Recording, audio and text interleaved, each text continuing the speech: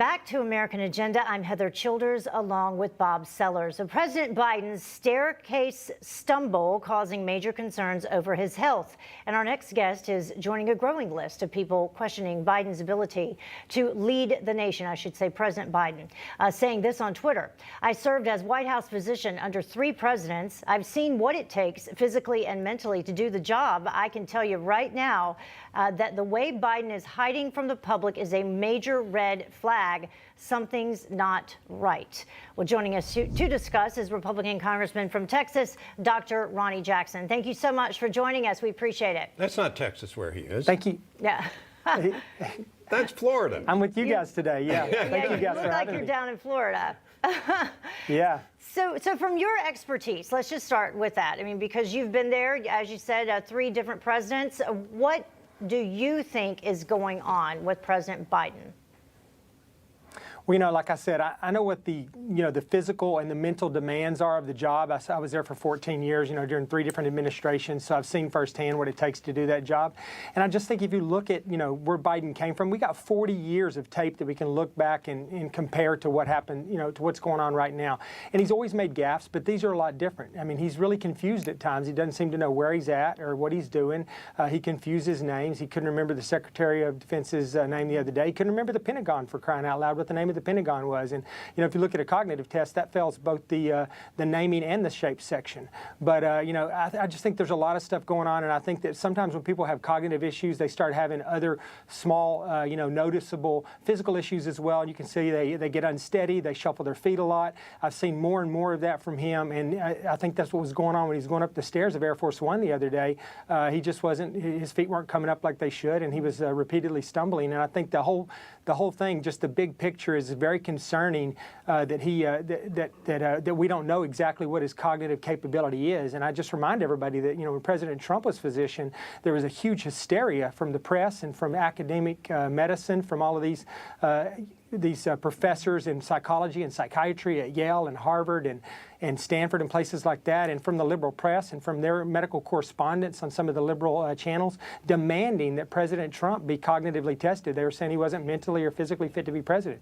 We did his physical. We did both. We did an extensive physical exam. We did extensive cognitive testing. President scored a perfect score, 30 out of 30. And the press at the time was demanding that be the new standard for anybody who's going to be our commander-in-chief and our head of state. And I think now they're very hypocritical. I don't hear those same concerns right now, and there's an overwhelming reason to do that right now. I think they owe us a cognitive test. Interesting.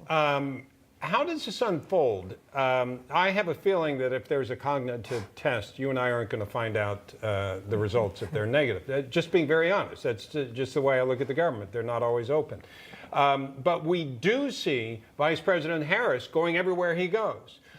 It does appear that they are trying to get certain legislation through as quickly as possible. If there's a concern about his mental acuity, what happens then? Well, according to the 25th Amendment, it's really up to his cabinet to initiate that process and to create the concerns and then talk to Congress about it. And we tried recently to pass this 25th Amendment. Nancy Pelosi put forth a proposal to remove the president with the 25th Amendment or force the vice president to do so. To remove, it was during the Trump administration, but I heard the comments earlier. You guys were making earlier. And make no mistake, that effort to use the 25th Amendment or to bring the 25th Amendment up while President Trump was in office, that was not engineered or geared toward President Trump. That was so that later on, if they have to use this with President Biden, they can go back and they can say, no, this wasn't put together. We didn't come up with any of this related to President Biden. This was done during the Trump administration. But really, I think it was foresight in what might actually have to happen down the road with President Biden. But I think there will come a time in the near future if he keeps trending in the direction he's going, and if they keep what looks like covering up his cognitive issues. I think that there will come a time where there will be an outcry from the public to look at his cognitive capabilities, to see some kind of objective test, and they'll have to get somebody from the outside to participate in that, because you're right, if it's done purely within the White House, we won't be able to know exactly what the results were. So I think that that was the cry early on too, that a panel of psychiatrists should be examining our president in the future. So I encourage them to do that, And if if down the road, if the 25th Amendment comes into play, I hope that it doesn't. But if it does, that's how it'll play out. Dr. Jackson, I want to bring up a little bit of this, though, because since you referenced it, this complete media blackout over President Biden's stumble.